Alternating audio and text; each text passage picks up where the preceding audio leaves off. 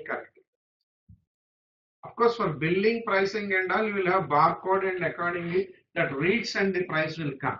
Why do they keep the barcode is that they will not commit any mistake. Instead of 53 rupees, if they put 43 or 73, it's a problem that of rectifying things. So they do barcoding on the stuff and just scan the barcode and price will automatically come. So that is one thing they take care because they want to minimize the errors to the possible extent. So you want to minimize the errors means to the possible extent avoid data entry. That's what they do.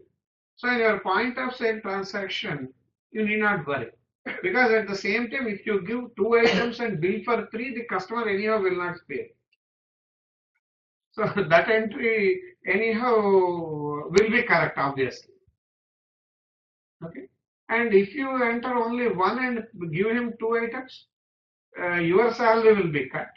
So you will be careful with that. And if you give 1 and bill for 2, the customer will not pay. So the error will be corrected there itself if anything is there. So that will not be an issue. So they want to ensure the accuracy of data. So sometimes some other information, if you want to collect, the people at the counter may not collect it, and people who are purchasing may not be willing to fill that. So for some reasons, you will have some data fields vacant. Okay, that is one thing. So that is how you get some missing data. And sometimes what happens is, while getting this transferred through network, some values might be transmitted as zeros due to some error. So that is the aspect. And another important kind of error is, you will get the value transmitted, but you get an erroneous value. What happens is, because if I say 16, you will have a bit pattern, binary bit pattern, right? Some 101101 something. So while the pattern is being transmitted, sometimes 2 values are flipped. Because if 0 and 1 are interchanged, parity check you will pass, right? So 1 0, if you make it 0 1, there will not be any parity check failure. It passes. Maybe if it is well within the range, because you have a range selection also, you'll say that the value should be less than, should not be less than something, and it should not be greater than something. There will be limits. The value should lie between something. So that also will be satisfied. Let us suppose if the bit flipping happens in the middle of something. So it satisfies both the conditions. Still you get erroneous value. Okay. In such case, how do you go about it? These are all different issues. That is how you get erroneous value. And with erroneous values, I have shown you in my last class an example saying that suppose you have 10 data set wherein some 86 is there for 2 members, some value 70 is there for 3 members. By any chance, if there are 2 missing values or 2 values instead of 75, if it is printed as 45, it is going to change the analysis drastically, right? Do you agree? So it may have a profound influence on the analysis. So you require to clean the data at that stage, this erroneous data. So how you can do that?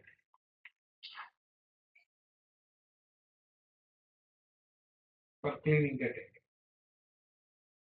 Thing is, one best method is, actually you will see the method subsequently in the next thing. You have called something called binning, keeping the average value like, but those values may lead to still erroneous results. If you replace by average value, majority are high-end values, still the things will be wrong. So they adopt some interpolation techniques. We will see how it goes. So the data cleaning is one part, and data integration is one part, because I told you the data comes from different heterogeneous sources. So the measures will be different. Even the number representation will be different for the data which you are sending. The number representation could be BCD for BCD kind of representation for something and ASCII representation for something else. You will have different representation of numbers or in 2's complement in one place kind of things. Okay. So the character representation could be ASCII somewhere or something else. So these kind of things will be different. So you have to come on to a common platform for it. And another aspect is same variable is being represented with different names. The label will be different. The same will be represented with different labels. So in such case, you will have problem with that. Somebody say customer ID. Somebody says cust ID. Somebody will say C underscore ID. Somebody will say CUST cust number and go. Same field will have different values at different places on different databases. And I told you how the heterogeneous setup will be before, because I said an extensive ERP implementation and all happens. That's the reason why I introduced what is ERP system in a corporate sector, how different modules will be implemented at the same place kind of thing. Because as it is a prerequisite for understanding the data pre-processing, I told you in my initial classes about the ERP systems and about the heterogeneity of the system, how they go about it. So, for this reason, what you will have is, you have to standardize first of all. You have to give a common name and all. Another thing is, some attributes will be redundant. Suppose you are having some 30 to 40 attributes. Amongst them, certain attributes could be redundant. So how do you know that certain attributes are redundant? For this, there are various techniques. You have the correlation. You know the correlation concept? Correlation, statistics.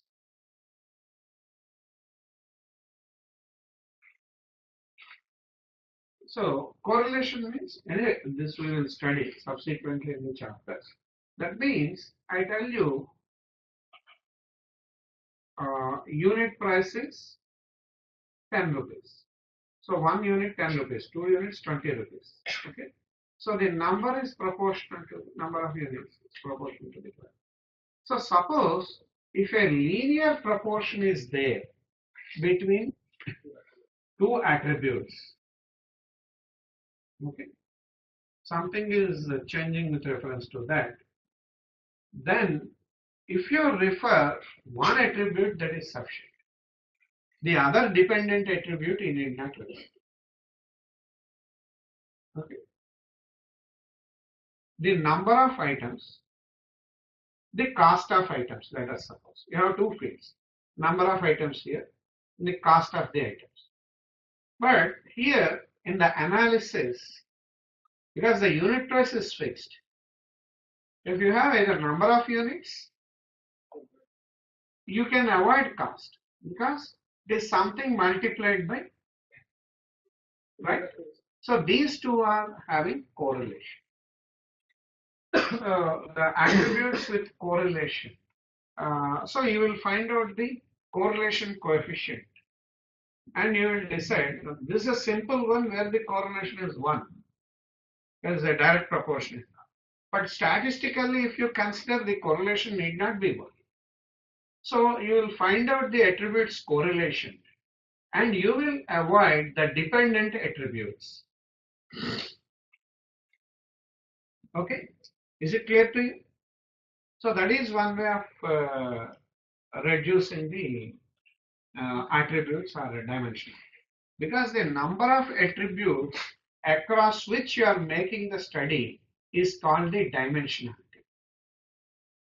The dimensionality or the number of attributes, all these things are the same. And there is one more statistical measure, of course, which we will see in subsequently, is called attribute relevance analysis. There is one measure called entropy. That aspect we will see when we are dealing with classification. So by doing attribute relevance analysis, you will find out which attributes have better influence in this, which attributes have less influence like this. So using attribute relevance analysis also, you can analyze the importance of the attributes. That is another statistical method. So that is one thing. Apart from that, I'm just giving you an overview of all data pre-processing techniques first. Then I will start with the statistical measures, which we use for finding out the central term. Okay. And then next thing is data reduction is one aspect. What is the need of your data reduction? Because I told you before also, if the data is huge, your processing time will be extremely prohibitive. Okay. So in order to do that, there are two aspects. One is numerosity reduction and another is dimensionality. That is, dimensions means the number of attributes are considered. So attributes reduction, dimensionality reduction, there are a lot of methods also, principal component analysis, wavelet transformation, and these are all different techniques you will use. We will discuss about those. So those techniques you will use for dimensionality reduction or correlation analysis you make and reduce the dimensionality. So these are different aspects for reducing the dimensionality. And another aspect is reducing the number of rows. So about that I have shown you an example in my previous class. You have 100 elements, 10, 86 numbers are 10 numbers are 86. Like, okay. And I have shown you if I take a sample of 10. If it is appropriate sample, your results will be good. వినిపిస్తుందండి మిగతా వాళ్ళకి అడిగారు ఎవరు ఇంకా అదే రాదు okay వచ్చిందా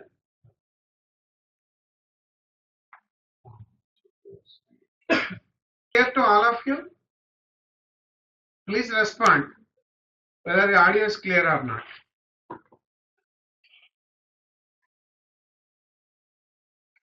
T9 ఎవరు కింద T9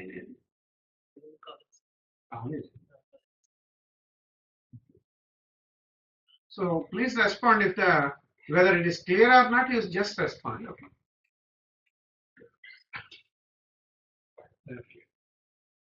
Because sometimes they will be feeling something odd to say if I talk from my side.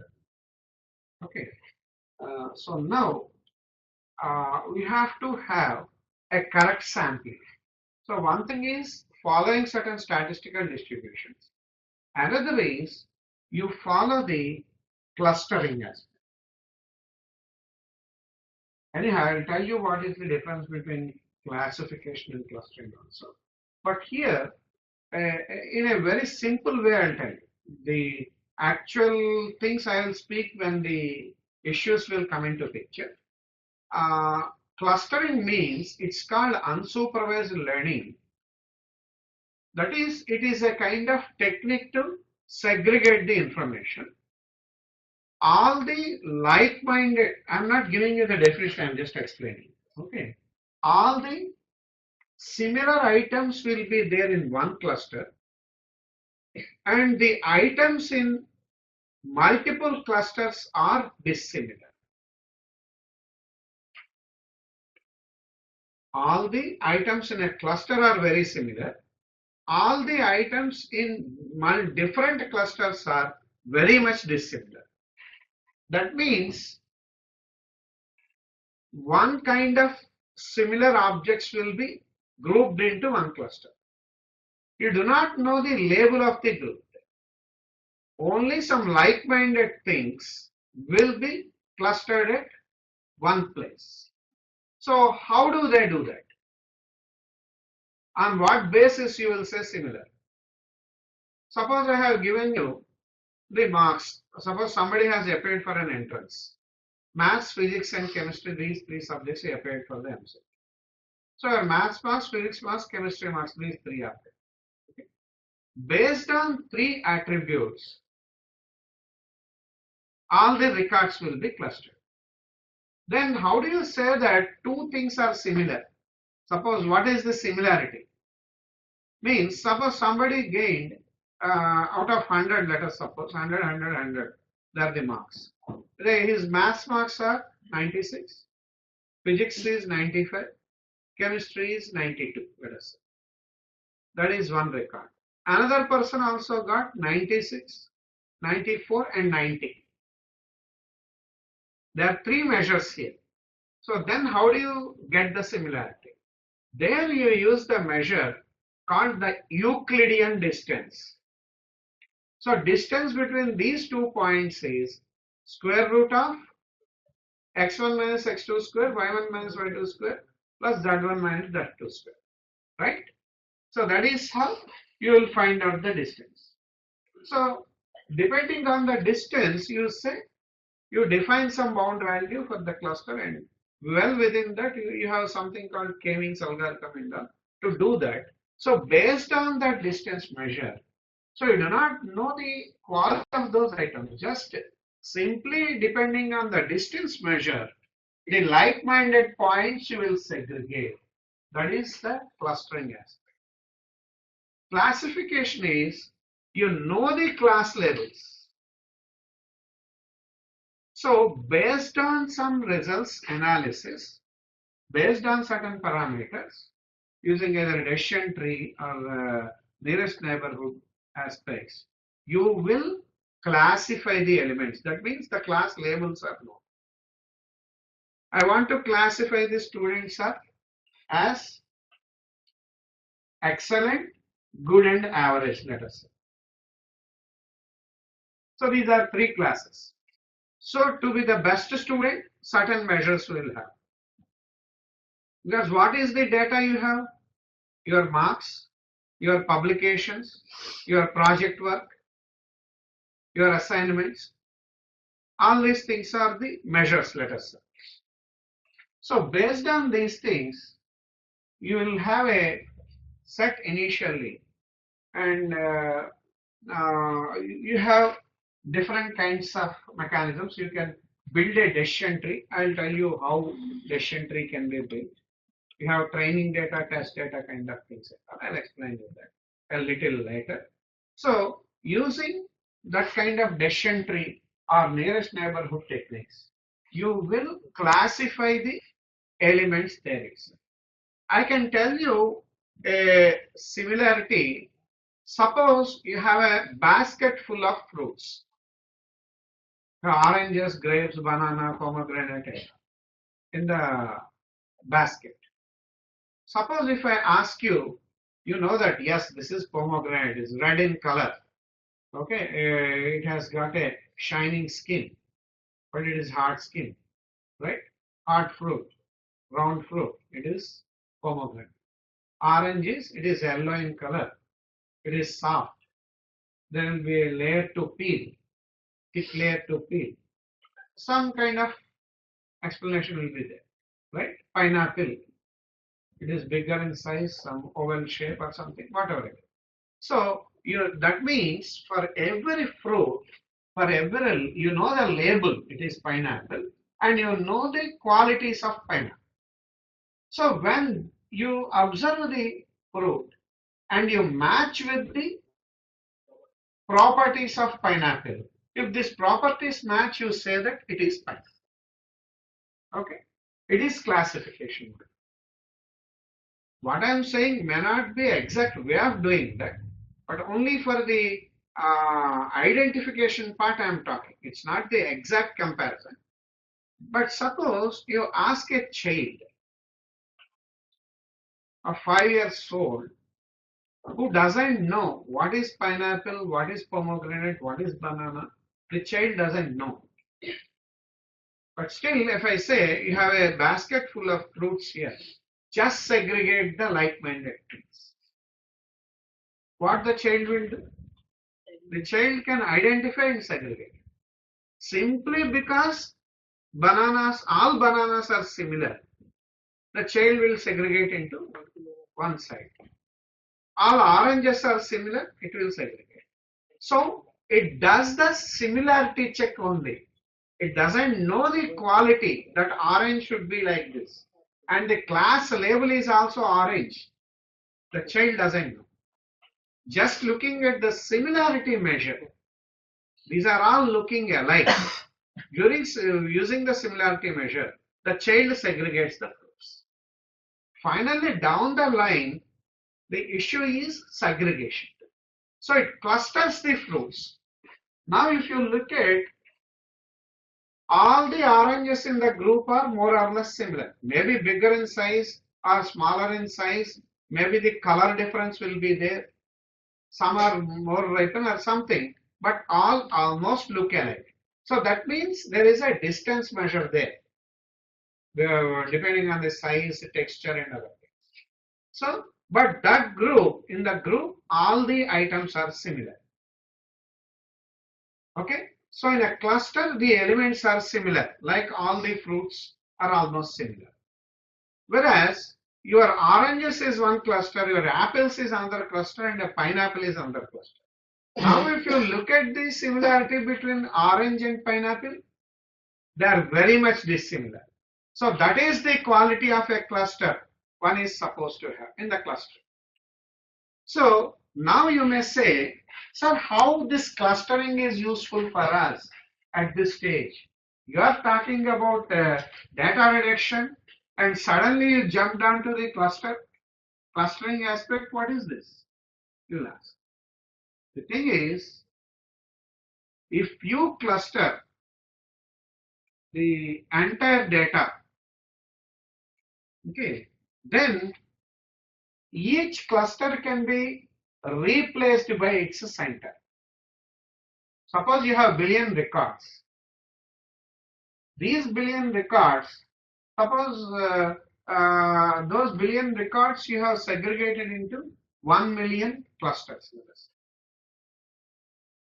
The billion records are segregated into 1 million clusters. So each cluster consists of some thousands of records. Now what you can do is you can replace the entire cluster with its representative sample, which is the centroid of the cluster. Because what is the property I defined for a cluster?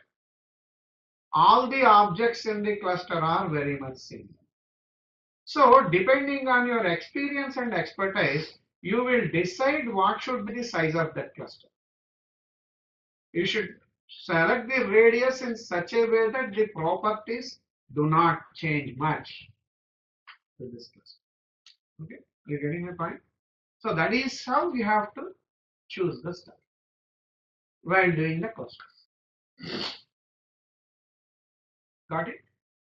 So that is how the clustering aspect will be used in data size or numerosity reduction. In this case, clustering is one technique to do that. Now, actually, I'll briefly talk to you about the data objects and attribute. Actually, this data objects and attribute types is not there in the second unit syllabus, but in the presentation he has given. So I'll just give you a very brief overview of this. This we will study when we are dealing with clustering again. What are all the different data types, and you will have a better visualization after going a little ahead. But I will just quickly walk through what are different data types and all. Very quick walkthrough of it, and I'll explain them in detail subsequently. Okay, so you please go to the. Then we will start basic statistical description of data. This is the important topic which we are going to discuss today. The statistical importance of the description of the data. And then next we go to the data visualization. What is data visualization? The basic statistical descriptions of data, they deal with different statistical measures like mean, mode, median, the central tendencies, how they behave, what is variance, what is going to be its impact. I think statistics you are well aware, right? Mean, median, mode, and all. Right? So then, depending on your comfort level, I'll just move. Okay. Then data visualization is very important. The thing is, not reports, right? Knowledge will be there in books, but if you study and understand, if it goes to your mind, then only there is a utility. Otherwise, if you have a beautiful book that straight away gives you very good insight into something, it's of no use, right? So if I say I have billions of records of data and all, then I segregate everything at a higher level abstraction, I cluster that. I say that these are the cluster properties and all. But still, unless I show the things visually, you cannot really understand or analyze this. Okay.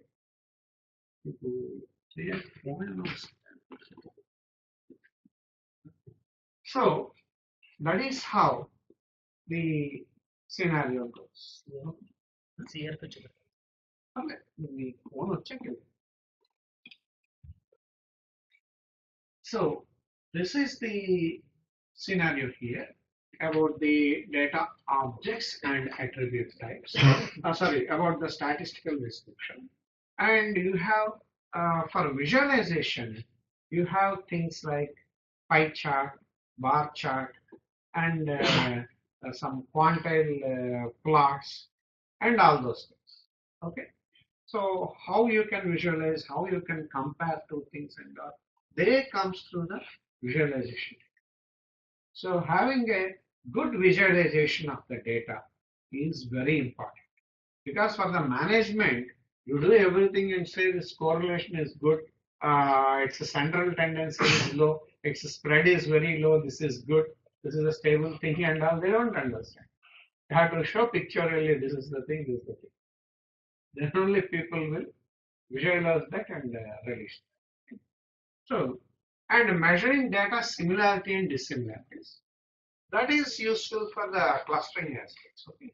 So clustering aspects go on similarity and dissimilarity measures and they kind of stuff. Okay. So in this, of course, some other topics which are beyond our syllabus are also there. So we will just look into those things which are of importance for us. You can, for your exam angle, you can just follow the text.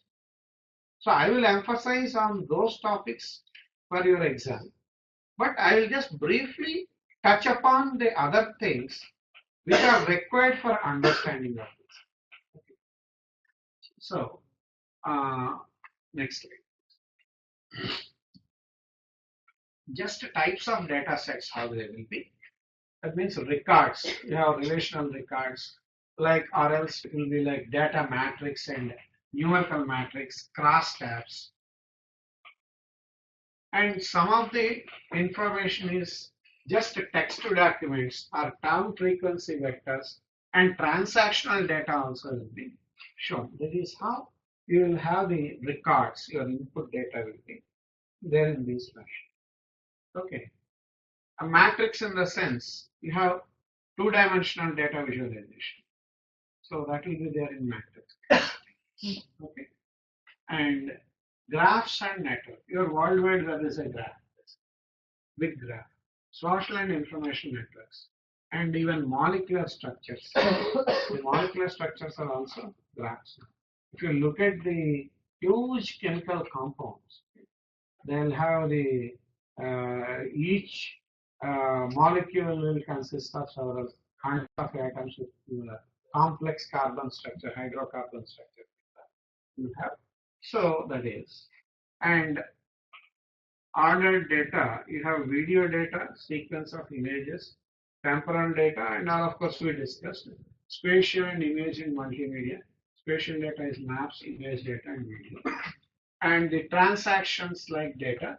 Transactional data means I told you for you will say for pattern analysis of which items go together. That is your in one transaction, what are all the items going on. This is needed for correlation. This is our data. Anyway, we discussed this already, so I don't spare much time. Next slide, please. So, important characteristics of structured data. What are different characteristics? Dimensionality. The problem with that is called curse of dimension. That means if the more number of dimensions are there, most of them are irrelevant actually. You may find out some 150 attributes, but hardly 10 to 12 attributes will be of real use, or the remaining things may have influence, but the influence will be insignificant because first 12 to 15 elements will have around 94 to 95% significance. The remaining 100 attributes together will have hardly 4 to 5% impact on it. So in such case, to reduce the complexity, you can lose some accuracy of the thing. Because always you have to remember two things. If you want something in a very perfect way, execution times could be prohibitively expensive. So what kind of accuracy is needed here? It depends on the application, right? Depends on the application. Because this is not an exact science, this is an approximate science. They are estimating the things. So what kind of accuracy is needed for what kind of? So if you want to cut your vegetables in home, you need not have a surgical knife. The surgical knife, of course, the impure steel percentage is 0.001 or something. It will never stain and all. It's no issue. It is very sharp and all. But do you really need it for cutting the vegetables? Even 5% or 8% impurity will do for cutting those. Even if the knife comes for 10 years, that is really great. Okay. So then, because the cost of the surgical knife will be in thousands, this knife you will have for 50 bucks. Right? So you have to have a trade-off between accuracy and the execution. So you have to balance. So to that extent, you can go ahead with the approximations for any application. See, you are following, clustering all these things. 1 billion records, you are making 1 million. No issue on that. But the thing is, finally, down the line, you get the accuracy. But if you get the required accuracy, that is fine. You will get the perfect clustering with a billion records. But with a million records, if you are able to get nearly accurate, well within the permissible limit, that is sufficient. Because the clustering time of billion records is much higher. And if the dimensionality is more, actually it's exponentially time consuming. So the dimensionality, curse of dimensionality they call. That means if the dimensionality is high, it is very difficult. So they use something called principal component analysis. They use even the support vector machine. There are different concepts. And some are the lossy compression. Because for principal component analysis, you use eigenvalues of the vector and all, and you resolve the principal components. And you consider those many components which have the profound influence. So you have suppose some 100 dimensions for an image, especially for image processing, they follow the principal component. So if you consider 3 or 4 principal components, if you get around 96% of accuracy, fine, no issue. Because the dimensionality has come down to 3 from 100. Just for example. So they satisfy with that. Right. Okay. And one more thing is, when I'm teaching all these techniques, please don't think that you should be an expert in each and every technique. Well, if I talk of PCR wavelets, don't think that you should be able to apply wavelets for the transfer. You know that this is wavelet, how it works, where it works, it is sufficient. Not go very deep into the concept of wavelets. When you are doing a project, yes, you will. But what it is, how does it work? You know that to that extent. If you know that this kind of tool is there, this kind of tool is applied in these cases, you have some idea. That is fine. And that is fine. Okay. Now, dimensionality, sparsity. Sparsity means what is the kind of spread you have related to that. Resolution is patterns depend on the scale, and the distribution is centrality and dispersion. Centrality and dispersion, you know, right? And regarding this resolution, patterns depend on the scale. Here, what happens is, one more point I have to just tell you this. You have to transform the data into a different scale. Let us suppose age is one parameter. So the age ranges from 20 to 65 or something. Because for all the employees, the employable age is 20 to 65. Okay.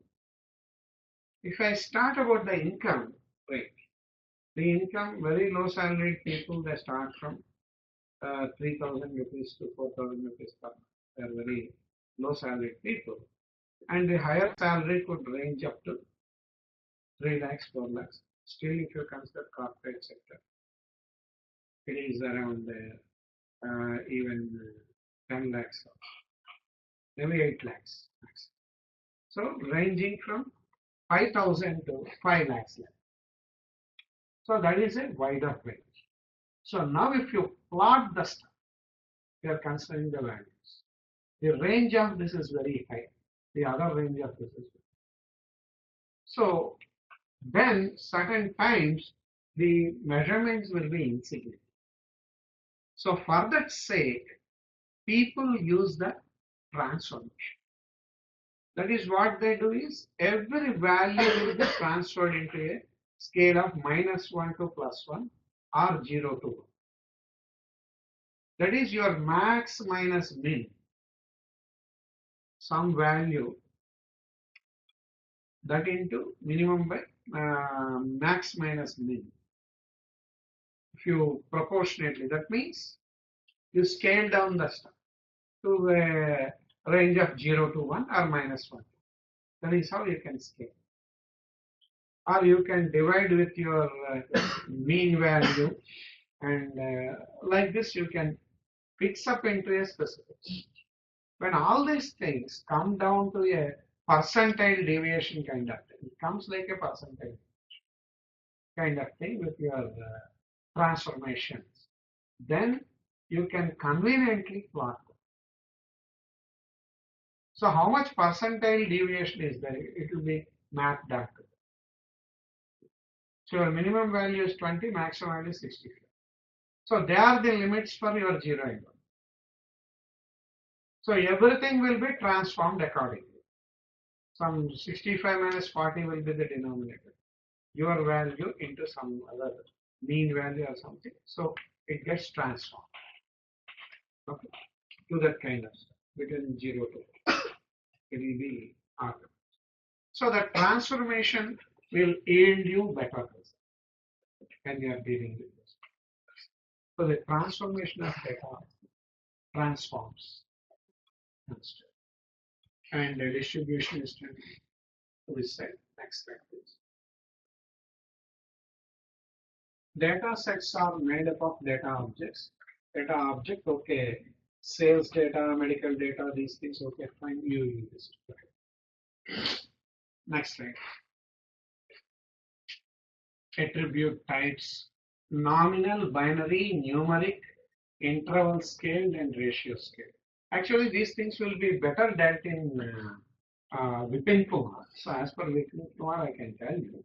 But very briefly, thing is nominal and binary attributes. Nominal in the sense you will have a labeling for that. Nominal means binary means 0 or 1. Numeric means the quantitative things. Again, they are called interval scaled and ratio scaled. Okay. And then next slide. For nominal hair color, black, brown, gray, something. So just it's a name of the thing. And binary 0, 1, asymmetric binary, symmetric binary, there are two things we will see in detail subsequently.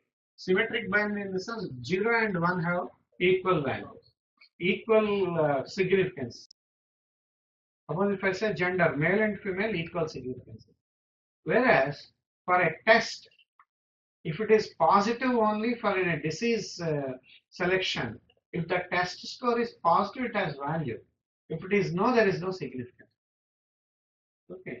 So that is asymmetric binary. Ordinal means they are kind of named ones only, but there is an order. Small, medium, large. Right? So there is an order. Next. That is equal sized units, temp and all, dates, etc. And ratio scale is that are divisible and all rational values. As we will see those things when the scenario comes, and within Kumar you have a better clarity about these things. Descriptive attributes and continuous attributes. Continuous attributes are your numerical values. Descriptive attributes are like you have small, large. Okay. Here, one thing you have to remember, why I'm just speaking, sometimes your integer values are also descriptive because they will not be used for any calculation in such case. The discrete attribute, sorry, discrete attribute, sorry, the GPOD, the profession you have. These are discrete quantities. They will not be continuous, right? They are not the continuous things. Unless something is a numerical value, it will not be continuous. Okay. Discrete is the one attribute. Next. Here, what happens is, normally what we do is, in this context, I'll explain you the concept hierarchy also.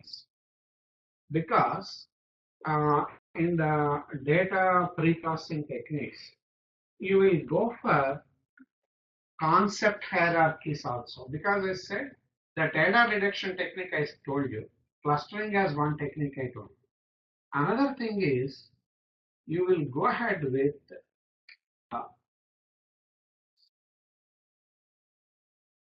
higher level of concept transformation.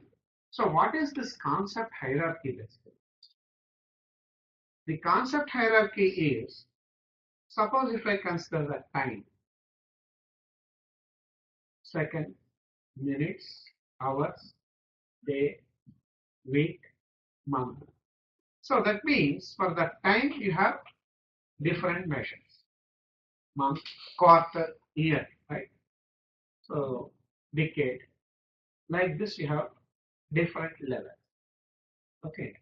So I told you we will be seeing actually the dimensional modeling chart.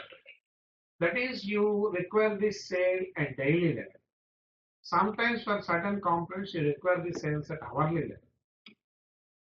Because an organization like Walmart wants to employ some additional people to cater the customers that come during lunch interval. So if the lunch interval is between 1 and 2, so for that 1 hour, they hire the people in the shop. Okay. So how do they do that? So they have to have the hourly sales forecast. So between 1 and 2, my sales is going to increase by 12% or 15% or 20%. So in order to handle the 20% of excess customers, I need to have some temporary people for an hour. How many I have to have? Maybe 5. Because how many counters I can cater. It's not only the percentage in this, but the number also matters. Because the 20% is only 20 members, one person is sufficient. If the 20% increase equal to 1000, you have to have additional counters corresponding to that, and if at each counter, how many people you can service, one person can service how many people. So how many counters you have to have? What are the other paraphernalia needed to adjust this? And all such things you have to consider and employ the people. So for that kind of estimate, you need hourly sales. And for some kind of forecast, daily sales, monthly sales. So in the class hierarchy, then we have seconds, minutes, hours, days, months, like that. Okay. So it is a hierarchy, concept hierarchy. Similarly, for a place, if you consider, village, the street, the street, then the lane, then the village, then the mandal, then the district, right? After district, this is the region, then state, then country level. Or the region could be, some states could be region, then district, then maybe region, then state, then zone they call. In a zone, you will have some 5-6 states or something. So zone, then country. Like you have hierarchy. So these are called concept hierarchy. Then that is the higher level of abstraction. Similarly, if I say then age is there. How do you build concept hierarchies for age? Then 0 to 10 or 0 to 15 children. Or 0 to 5 kids, some 5 to 10 children, 5 to 15 children. Then youngsters, then middle-aged, old-aged. Like you have certain segregation. So what happens here? These are discrete variables, please remember. The small, medium, big, all these things are there, the discrete variables. They are not the continuous variables. They are not numerical variables. They are ordinal variables, right? There is an order for them. So your numerical variable is converted into an ordinal variable. So that means what happens? You have 100 rows in a table with age ranging from 1 year to 15 years. Then that 1, 12, 13, 2, 5, 6, all those values you will replace by child. Are you getting my point? So they are being rolled up to a higher level of concept. Similarly, the income is 2,000 for somebody, 3,000 for somebody. All those things you replace by the low income, then middle income. Like though you have 100 attributes there, all those 100 attributes will be spread across or mapped to only 3 discrete variables, right? So by doing so, somebody is BSc, another person is BA. So we say that graduation or science graduate, arts graduate, engineering graduate. Like 3 categories you can map it. Okay. So using this concept hierarchies, you will map them to a higher level of abstraction. By doing so, what happens? Your 100 rows can be reduced into some 3 or 4 rows. Okay. Or else you will have a generalized row wherein you have children with income rate something and kind of thing work, and its count. Because 100 rows you mapped into 1, right? So the count. So what happens is you will be formulating the generalized rows from the total stuff. So in this, what happens once you reduce the data and get the better numerosity reduction? There is a number of rows reduced. This gives you a better picture also, right? The rows that consisting of children of low income people are these many. High income people with this age range or something, these many.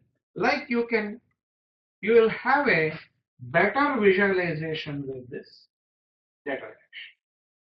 Okay, that is how you can manipulate the stuff. So yes, now go to the statistical description.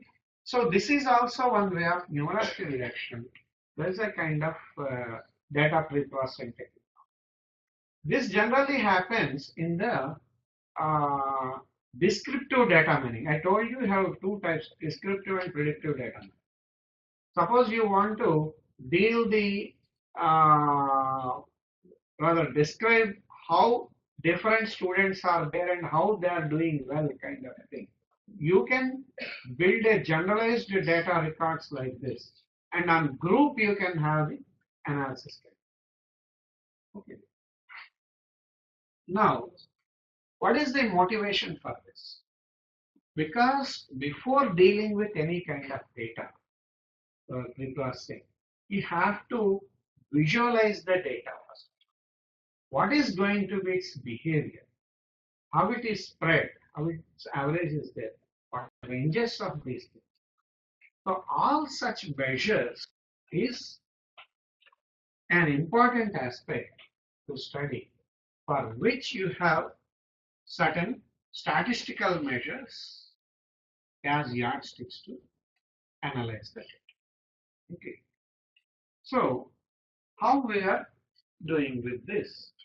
So the important aspects are, what is the central point of this data, mean point of the data, how it is spread, is it uniform spread or skew spread, and apart from the minimum and maximum ranges, are there any points that are very much different from the normal?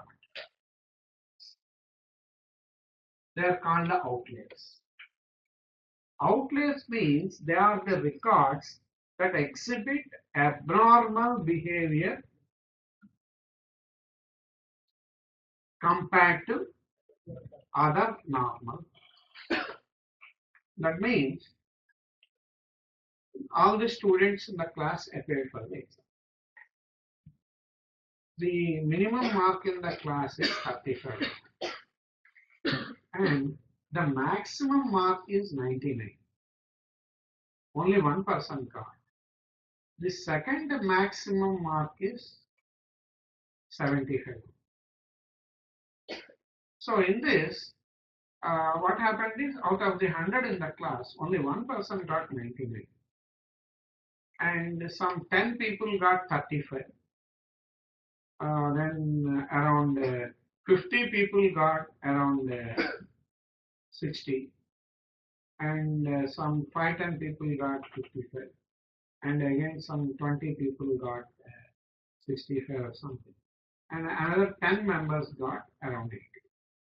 But only one person got 90. So it's an outlier. So generally how the behavior is, a maximum of 80 could be scored by the remaining people. So then this is an outlier. Then what is this behavior of this outlier? That person could be extraordinarily intelligent. There is one possibility if you look at the positive side. Otherwise, if you look at the negative side, there could be a paper leakage, or it could be a Sankardada MBBS kind of thing. Or he might have got good slips and he could copy company from mobile phone or from headphones. He knows the better. So it is some abnormal tendency from normality. So you have to analyze.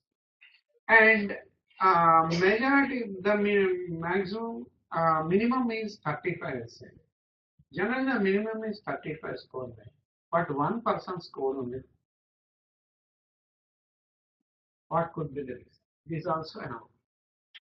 Not that is higher end on the negative side. He could be very poor, or that day would have got some favor and could not do that. Some other special reason will be there for somebody to be very poor. So those cases need to be specially used. So what is the significance of this outlay? This outlays analysis is very important, especially in credit card fraud detection or health insurance cost fraud detection.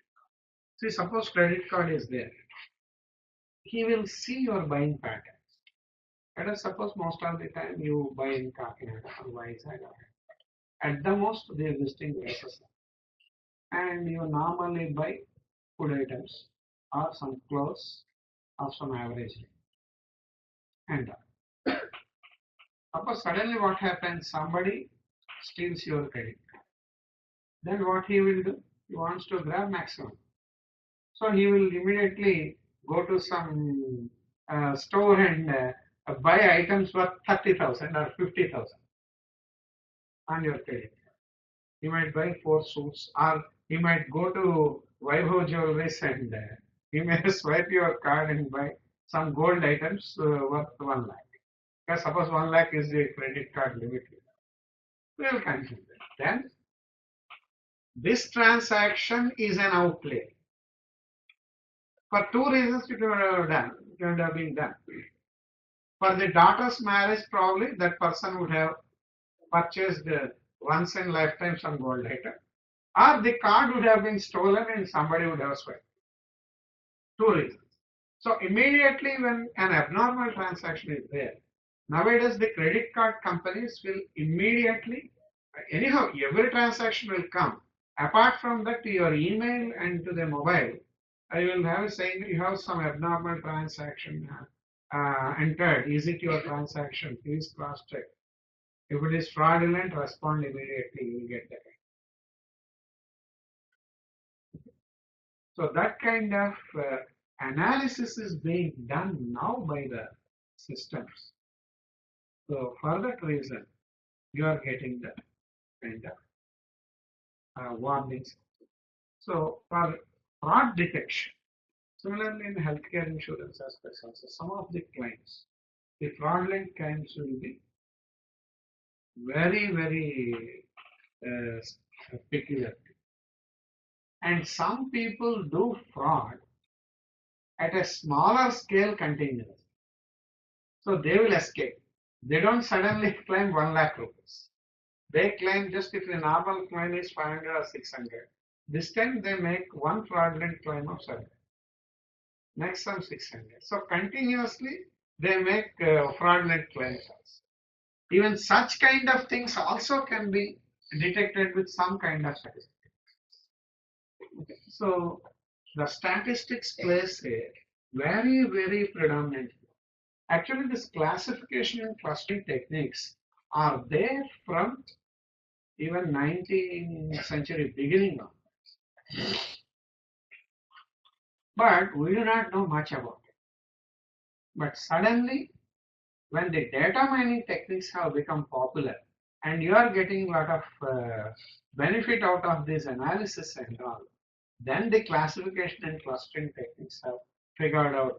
Actually, the classification and clustering techniques are not the data mining concepts. They are the concepts of mathematics. They are there from long time, but only they gained popularity because they are being applied. I told you, suppose there is a tree, you will be using it as a grocery for your animals. You don't consider much. Let us suppose it is found that you can get biodiesel from the seeds of it. Suddenly its value enhances and everybody will look at that. So if the importance is there, financial viability is there. There was a saying, actually US and Iraq fought for the Kuwait. If only bananas were grown in Kuwait, US would not have fought for it. That's the saying people are. Because lot of petroleum reserves are there, people are fighting for it. Okay. So in a similar fashion, so you will get through your outlet detection. So again, you will have their behavioral aspects also with reference to. Then what are the data description characteristics that are important? Median, max, min, quantiles, outliers, variance, etc. Of course, I spoke to you about outliers and all because outliers concept is new to you. So I explained. Mean, median, I did not explain you much. About the quantiles, of course, I will show you in detail in tomorrow's class. About quantiles, variance, etc. Then numerical dimensions correspond to sorted intervals. Data description analyzes with multiple granularity of perception. I told you about the hierarchy segment. Okay. Box plots are quantile analysis on sorted intervals. What is box plot? I will tell you today. Today I will cover, still we have another 15-20 minutes time because we started a little late. I think we can go up to 345 or 350. Up to 340 our usual time is there. 10 more minutes probably I will take to cover the minimum idea about this statistical. It's okay.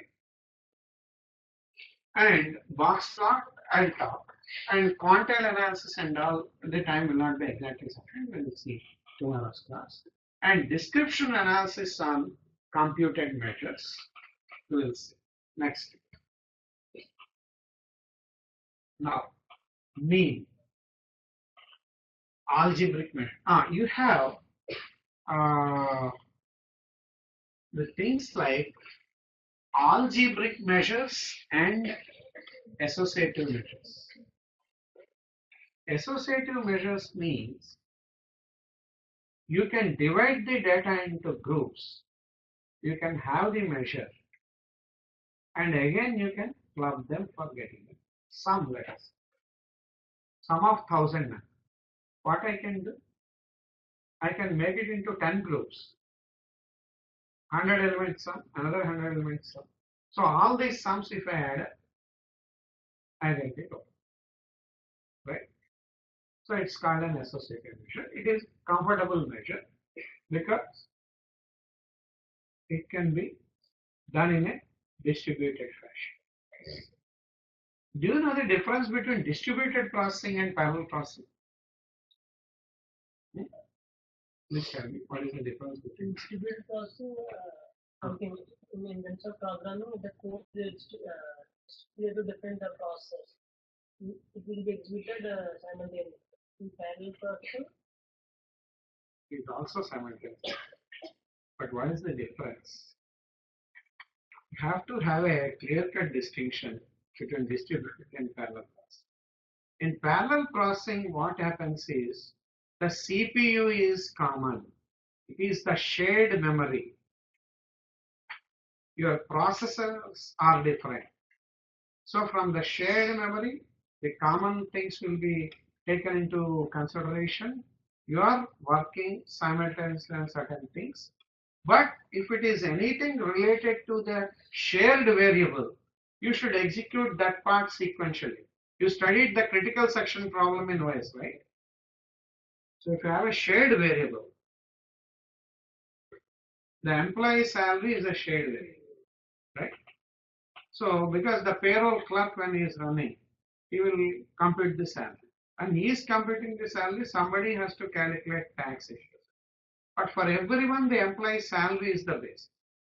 So you read the salary, and if you are doing tax calculation with that, before you finish calculation, somebody changes your salary. Then you get erroneous results. So these operations happen in sequence only.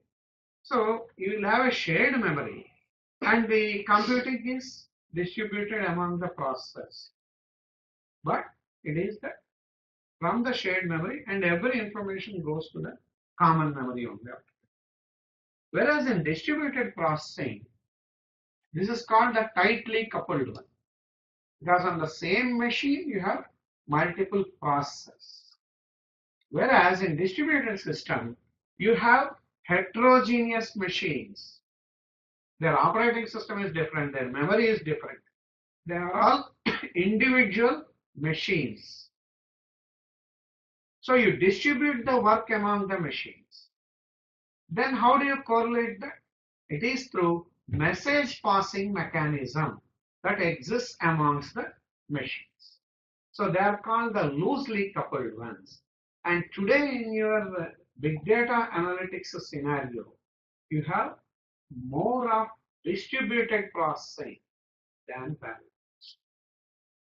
Parallel processing also comes into picture in certain cases where you will be getting a lot of data from different sensors. So that is also a component, but it is majorly the distributed process when you are dealing with very vast. So what is meant by an algebraic measure? Algebraic measure in the sense from the existing measures you compute the value. So sum is an algebraic measure. Count is an algebraic measure. Suppose I have 1,000 numbers, I have to count how many numbers are there. Some items I give it to him and I distribute. You say my count is 100. You will say my count is 200. He says 300. Then what is the total count? 300 plus 200 plus 100. 6. Right. So it's also a distributed. Now, and what is the algebraic measure? If I divide this sum by count, I will get the average. So this is computed through the algebraic expressions. So it is called the algebraic measure. See, n is a sample size and capital N is the total population size. We have simply the mean x bar as 1 by n, there are n elements, of sigma I running from 1 to n of xi. That's simple formula for you. That is x bar. And suppose you have a very big size n population, the sigma x by n mu also you call this. And what is the weighted arithmetic mean? Suppose each component has some weightage associated with it. Then in such case your x bar will be your weight into the value, weightage into the value divided by the sum of weightages. Okay, sigma wixi, that I need not explain. It is very simple for you. Now I come to the concept of mean. So here what happens, the problem with mean is, yes, you are getting the mean numeric value of the data, right? But can you consider it as a complete measure to describe something? Because what happens is, some elements, you have 100 elements, let us say, out of which 10 are 1s, another 5 are 20, then another 3 are 80,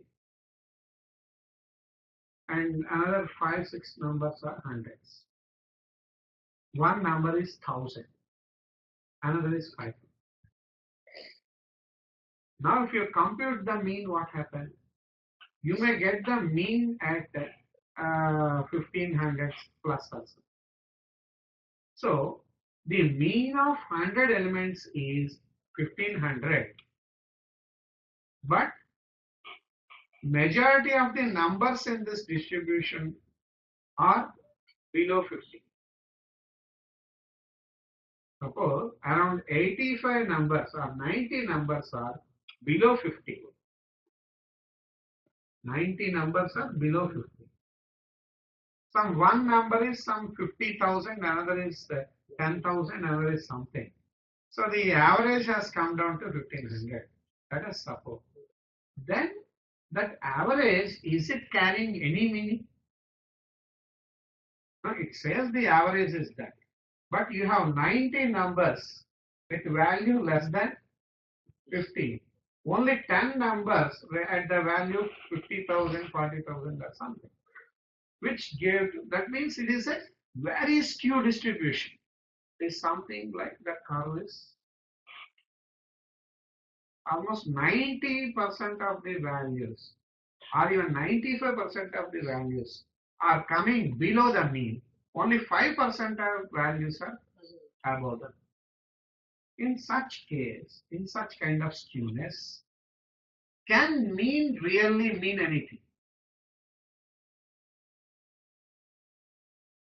Are you getting my logic? So it is one important tendency to visualize the data, but it alone is not the one. Got my point? So another is median. You know the median distribution? What is meant by median? Median value when the elements are in a sorted order. Okay. This is also one kind of central tendency. So if the numbers are odd, it is the central value. If the numbers are even, average of middle two numbers. That is that. But one thing is, this mean is not an associative measure. Please remember, the mean is not an associative measure. I told you if it is an associative measure, it is comfortable to compute in a distributed. When it is not an associative measure, it's difficult. There are suppose 10,000 elements. You have to sort all those 10,000 elements first. Then find out the number. Then what is the middle number? That element. There are n elements in this. N by 2 element you have to put. So you have to have a ordered array from 1 to n. You have to sort it.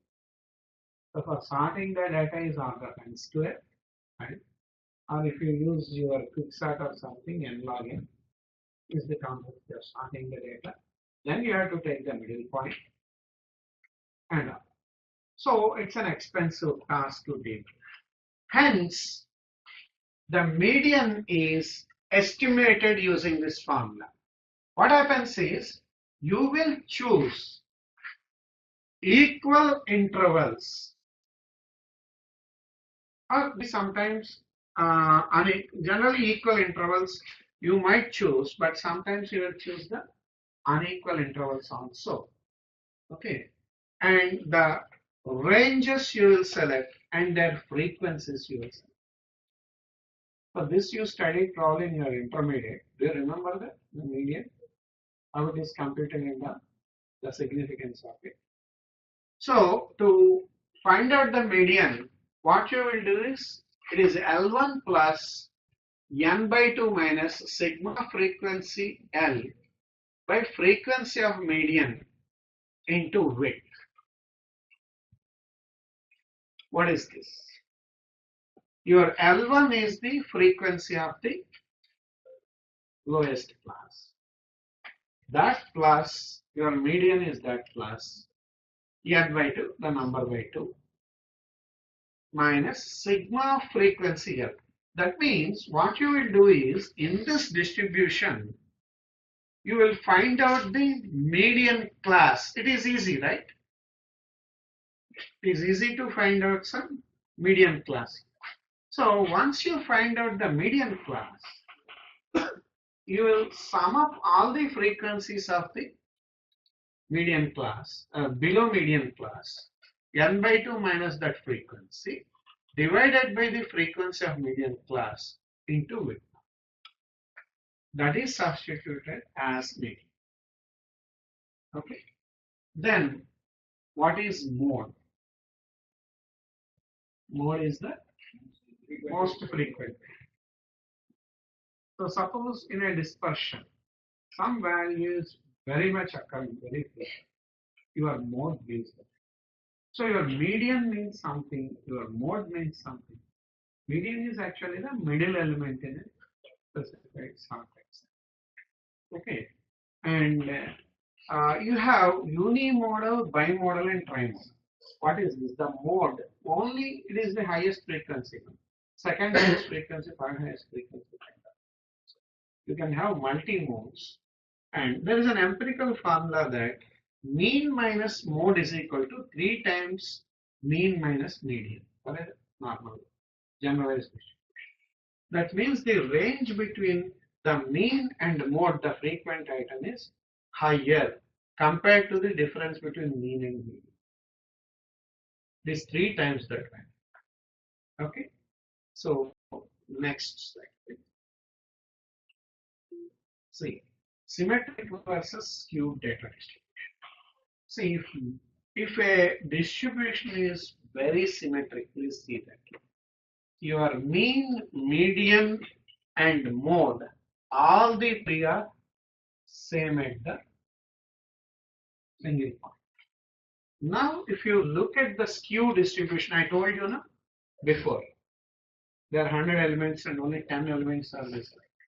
So, in this case, positively skewed and negatively skewed. Here, negative side, the lower side, lot of elements are there, and higher side, very less are in this case. See, the mean is somewhere here. The green one is the mean. Sorry, median. Sorry, mean is the blue one. Sorry, blue one is the mean. So the mean is somewhere there in the distribution. Whereas in a uniformly distributed stuff, the mean is exactly at the center. See, the median is also exactly at the center because spread is even. The mode is the highest frequency one, that is at the center.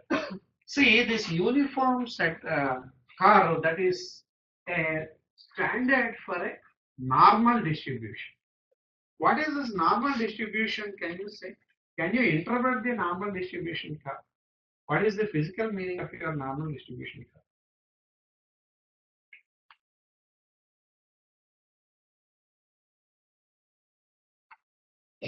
What is the physical interpretation of the normal distribution?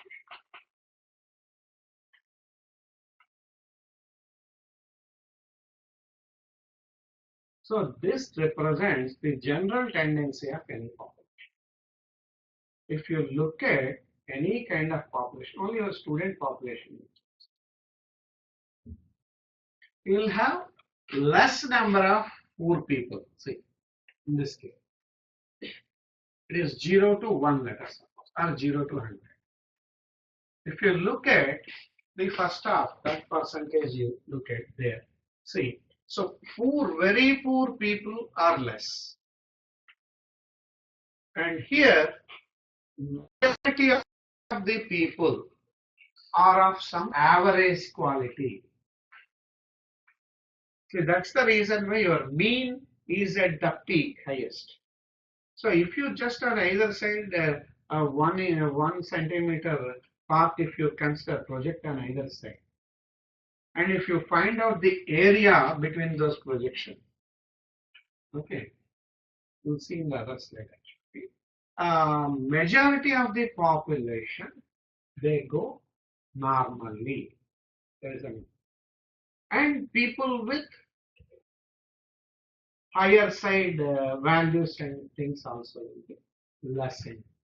So very poor students will be less, very talented students will be less, and majority will be there in the average setup. That is the meaning or physical interpretation of the model.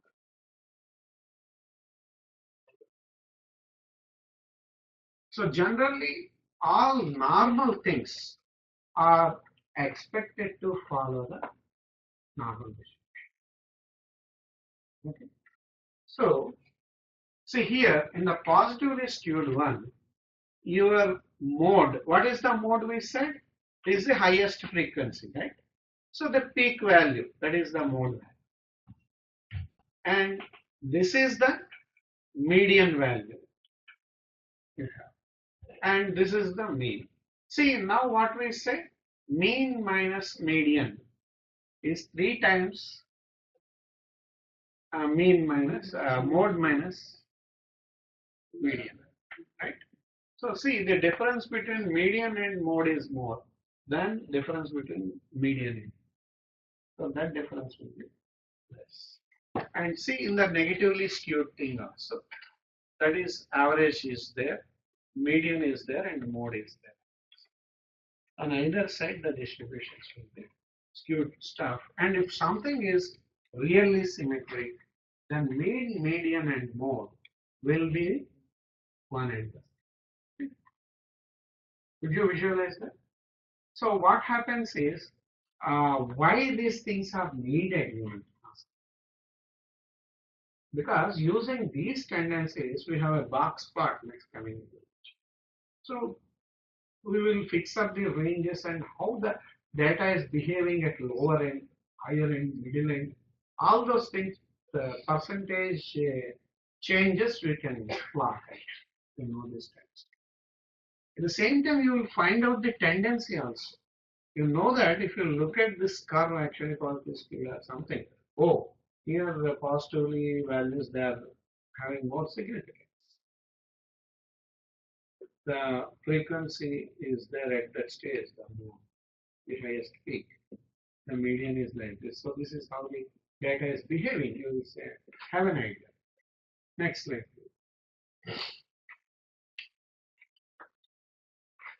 We will see the quartiles, outliers, and box. I'll just tell you what is a quartile right now. So just few minutes.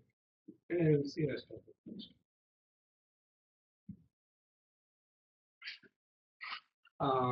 Because this needs a continuous description. But the entire stuff covering will take time. So, okay. That takes around another half an hour and all. So we can't go logically. But at least what is this quartile thing? See, we have a distribution grid. Here, what we say is quartile 1 means first 25% of the elements where they figure out is the first quartile. See, if you plot the data, you will have the minimum range here.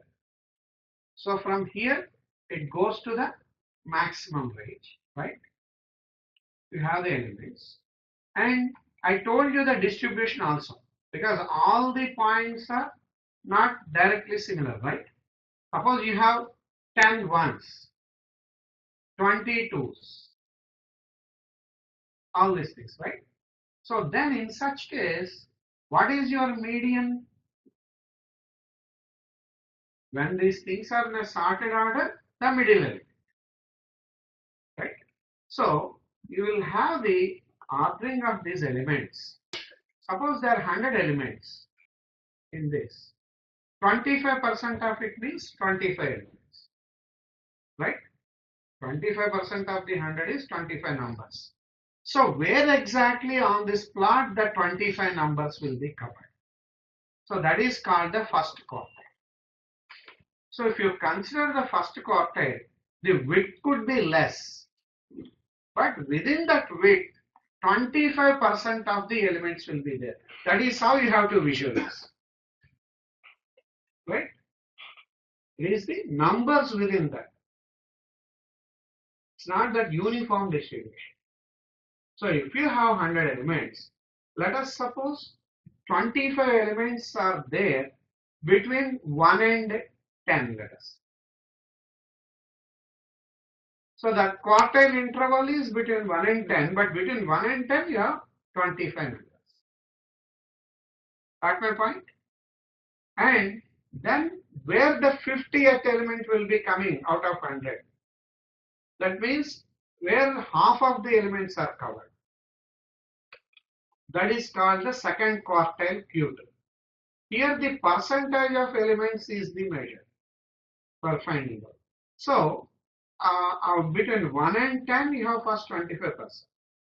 So between 10 and 40 you could have the second one. So this quartile range is more, please remember. So another 25% of elements are spread between 10 and 45. That is second quartile.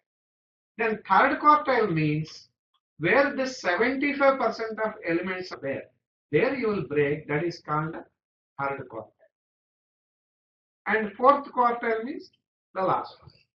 And then what is the second quartile point? Can you tell me? Once you distribute them like this. The quartiles are, Median, very good. Your second quartile is median. What is meant by median? The 50% of elements where they come, that point is your median. So your Q1 is first quartile, your Q2 is median, Q3 is the third quartile that covers 75, and remaining things fall in the last quartile. So you'll have min and max 2 points, and any outliers are there, you will see them also. And interquartile range is IQR is defined as Q3 minus Q1. Q1 is the starting of first quartile, Q3 is ending of second quartile. So how much space is covered between Q1 and Q3 is called the interquartile range. Q3 minus Q1 is the IQR. So you consider minimum, Q1, median, Q3, and the maximum as 5 numbers. So how box plot will plot them and all, we will see in our next class tomorrow. Okay.